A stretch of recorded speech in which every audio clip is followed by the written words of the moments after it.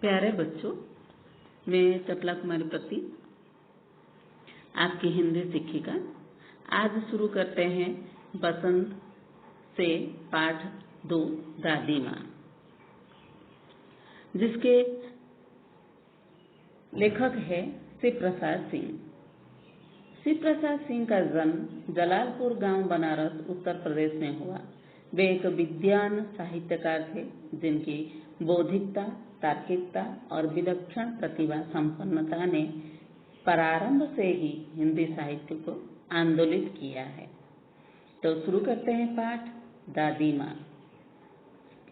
इसमें लेखक को दादी माँ के मृत्यु की खबर मिलती है और जिससे वे बहुत दुखी हो जाते हैं। उनके सामने दादी माँ के साथ बिताए गए सारा समय याद आ जाता है। गांव के वह सारे दृश्य याद आ जाते हैं। आश्विन के दिनों में गांव में चारों ओर पानी भर जाता है। दूर से बरसाती घास, जड़े आदि पानी में सड़कर अजीब गंध छोड़ते हैं। फिर भी गांव के बच्चे उस झागपूर्ण गंध भरे पानी में नहाने को तरसते हैं।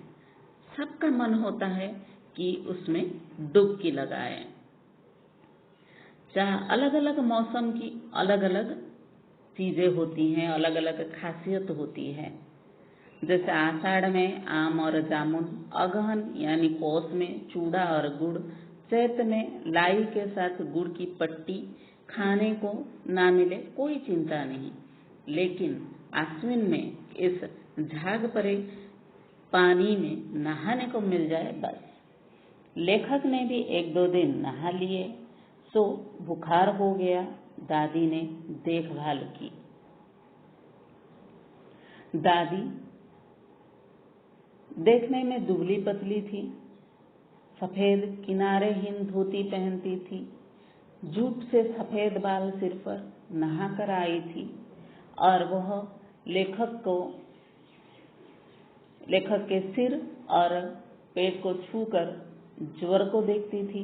दिन भर उनके चारपाई के पास बैठती थी, चबूतरे की मिट्टी माथे पर लगाती थी, पंखा झेलती थी, सर पर दालचीनी का लेप लगाती थी, पीपल छाले की पानी छौंकाती थी, खिचड़ी में मूंग दाल गले की नहीं, ये सब कुछ वो देखभाल करती थी।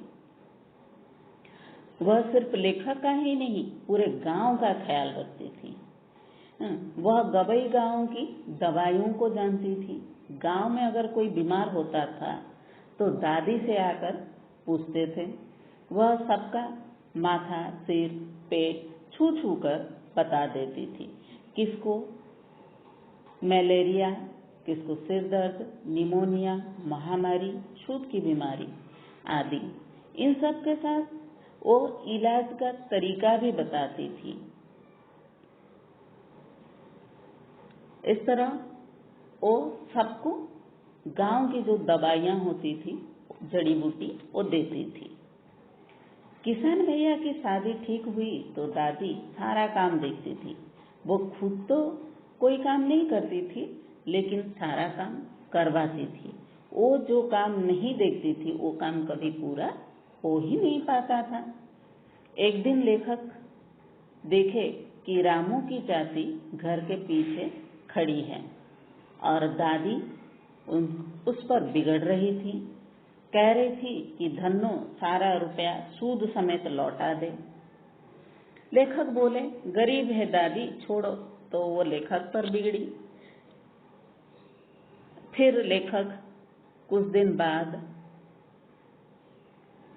रामू की चाची से रास्ते में मिले तो रामू की चाची लेखक को बताती है कि दादी तो बहुत अच्छी है, सारा कर्जा माफ कर दी, बल्कि लड़की की शादी के लिए 10 रुपए शगुन भी दे आई और वो दादी को दुआएं भी दे रही थी। किशन भैया की शादी के समय लेखक बीमार हो गए थे और उनका ममेरा भाई जो है देर से आया था। दोनों बारात में नहीं जा पाए थे। दोनों चादर ओढ़कर सो गए थे और औरतों का नाच गाना चुपके से देख रहे थे। ऐसे में दादी जो है उन औरतों से इन दोनों को बचाती है। दादी स्नेह और ममता की मूर्ति थी। वह दादाजी की मृत्यु के बाद उदास रहती थी। दादा की मृत्यु के बाद विश्वासघाती दोस्तों, कर्ज और दादा के श्राद्ध में बहुत पैसा खर्च करने के कारण लेखक की आर्थिक स्थिति बिगड़ गई थी।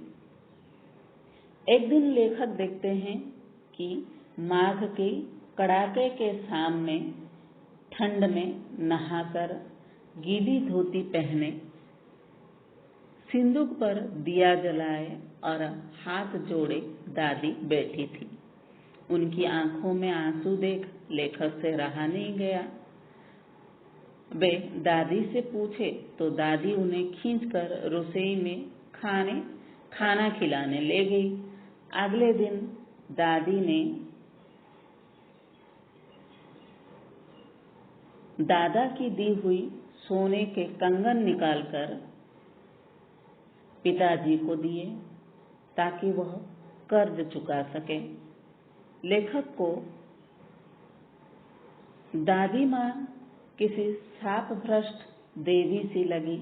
बड़े भाई का लिखा पत्र अब भी उनके हाथों में कांप रहा था और वह यकीन नहीं कर पा रहा था कि दादी माँ सचमुच नहीं रही।